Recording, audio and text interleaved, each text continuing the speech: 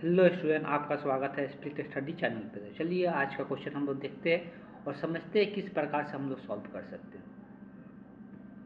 तो एक द्विघात समीकरण हम लोग को दिया हुआ है। इस द्विघात समीकरण द्विघात बहुपद दिया हुआ है, ना कि समीकरण। द्विघात बहुपद दिया हुआ है, इसका आपको क्या करना है, शून्यक ज्ञात करना है।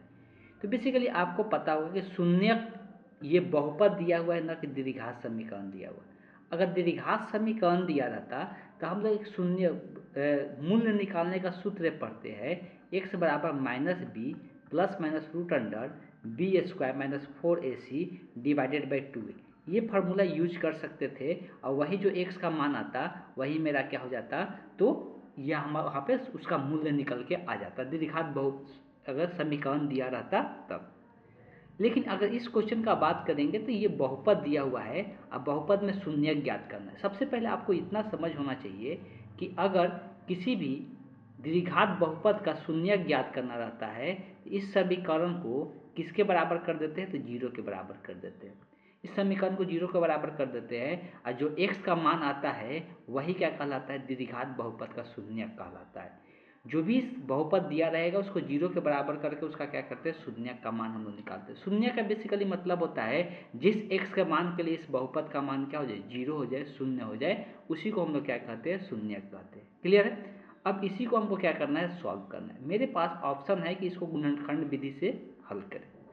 अब यहाँ पे हम फार्मूला भी यूज कर सकते हैं, लेकिन फार्मूला इसलिए यूज नहीं करते हैं कि ज़्यादातर हम लोग अगर बात करते हैं शून्यक निकालने का तो द्विघात सूत्र यूज नहीं किया जाता है। द्विघात सूत्र द्विघात समीकरण सॉल्व करने के लिए होता है। करने से तो वो भी उससे भी निकल जाएगा, कोई दिक्कत नहीं है, लेकिन सब्जेक्टिव क्वेश्चन है तो हम इसका गुणनखंड करके क्या करेंगे, शून्यक निकालेंगे।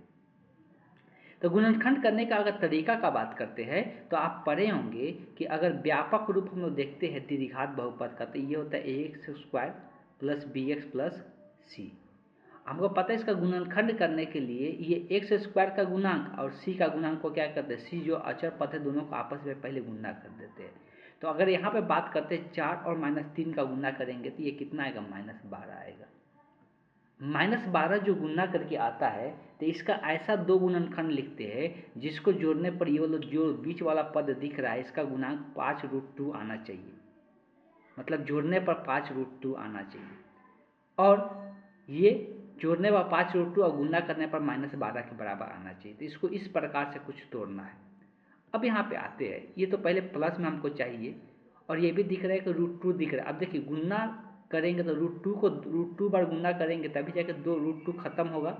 इसका मतलब ये होगा, यहाँ पे हम लोग ये अंदाजा लगा इसी के हिसाब से लिखना चाहेंगे हम। ठीक है, हमको 12 लाना है तो पहले तो एक 2 लिख लेते हैं। 2 किस लिए लिख लेते हैं कि 2 से ही √2 बनेगा, इसलिए √2 का निर्माण कैसे होगा, तो √2 गुने √2 से क्या होगा, √2 का निर्माण होगा। तो √2 गुने √2 लिख दिए, इसका मान कितना आ जाएगा, तो इसका मान हमेशा हमको अगर बात करेंगे तो ये हमारा 2 आ जाएगा, लेकिन लाना कितना है, 12।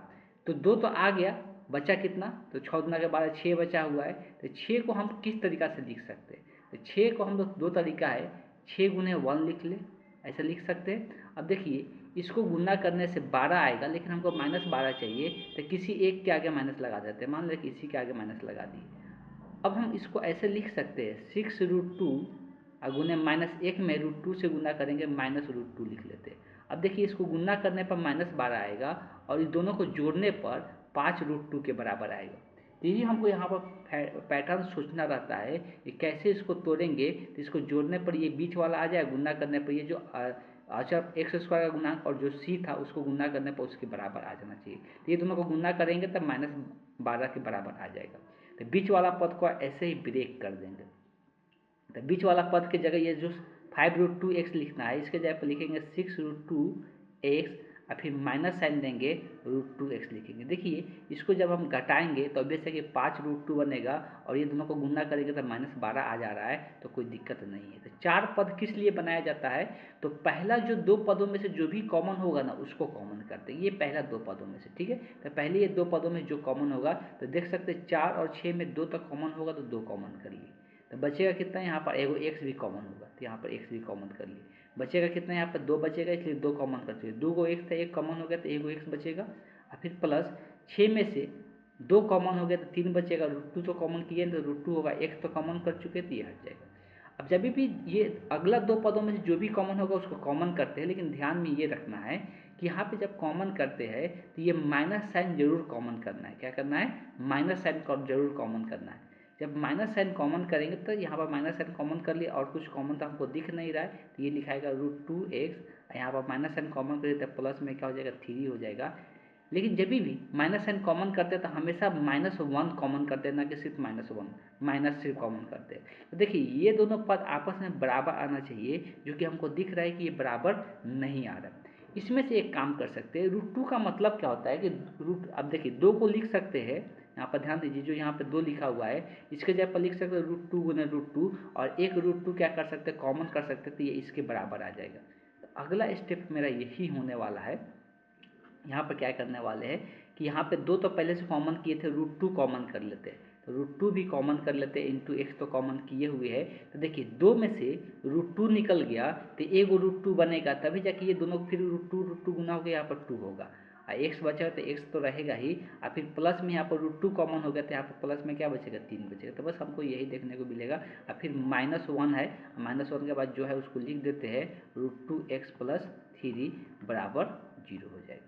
अब आपको दिख रहा होगा कि ये दोनों पद क्या हो गया? बराबर हो गया, तो ऑब्वियस है कि ये कॉमन हो जाएगा, √2x + 3 कॉमन कर लेंगे तो यहाँ बचेगा कितना? तो यहाँ पर बचेगा 2 √2x, यहाँ पर -1 बचेगा, बराबर में हो जाएगा 0। तो ऑब्वियस है कि इसका गुणनखंड हो गया, या तो ये 0 होगा या तो ये 0 होगा। तो हम लोग लिख सकते हैं √2x + 3 बराबर 0 होगा, या 2√2x - 1 बराबर 0 होगा। अगर यहाँ से x का मान सॉल्व करते 3 इधर प्लस में उधर जाएगा तो माइनस में, यहाँ पर -3 हो जाएगा। ये यहाँ से √2 क्या है? गुना में है, तो इधर जाएगा तो भाग में।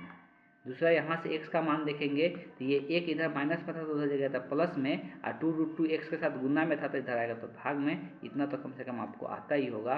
तो यहाँ से 2 x का मान निकल के आ गया, और जो यही x का मान आया इस बहुपद का क्या कहलाएगा? शून्य कहलाएगा। अभी भी अगर किसी प्रकार के इस क्वेश्चन में आपको डाउट लग रहा होगा, इसको हम लोग द्विघात सूत्र से भी निकालेंगे x का मान, तो सेम ही निकल के आएगा, और यहाँ से ये गुणनखंड विधि से निकाल के आएगा। तो गुणनखंड विधि पर भी आपको फोकस करना है, कि फैक्टराइजेशन मेथड से आपको बनाने आना चाहिए।